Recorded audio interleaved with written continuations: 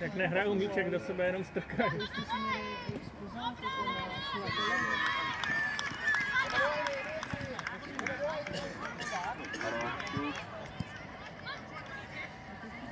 No podle mě, Honzo, podle mě udělat ten samý zákrok jako teď a šlo mu to mezi.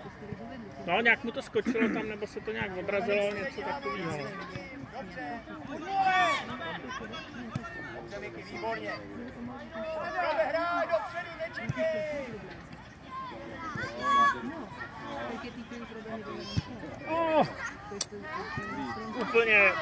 Úplně na druhou. Asi tak 10 metrů vedle.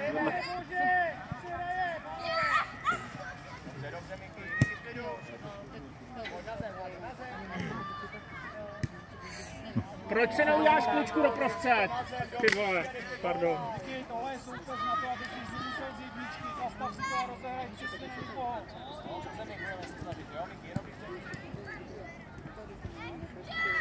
Pojď ven, Matej, pojď ven!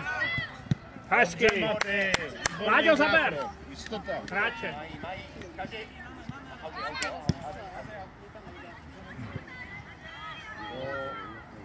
Kluci tam jezdí okolo hrát do práce a udělali jakože... Ne, Láďo. Vynikající společnost. Najdi si hráče, Láďo. To jo, jako mi říkám furt, ale už to on bude tam sám a když bude 15, tak...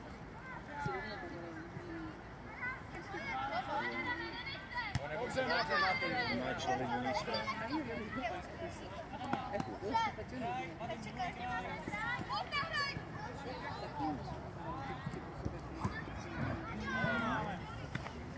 Jdi, Láďo, jdi!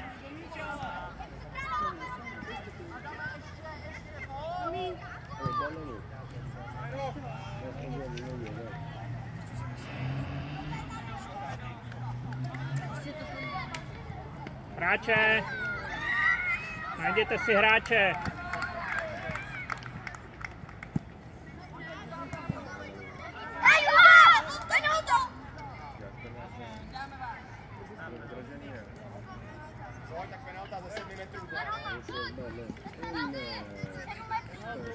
Se mu to odrazilo od země do ruky.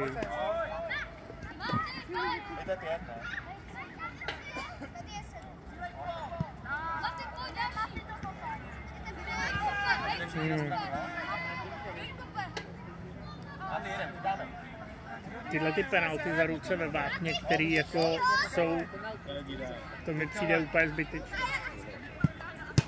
Jo! Dobře, kluci, pěkně vystínovaný. Nevadí, Robe, nevadí, ale ubránili se to. Hráče, hráče, hráče.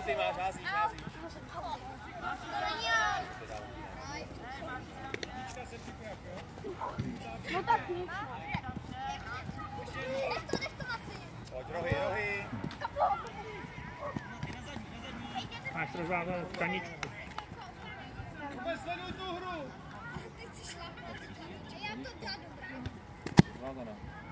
Pryč, jo, pěkně.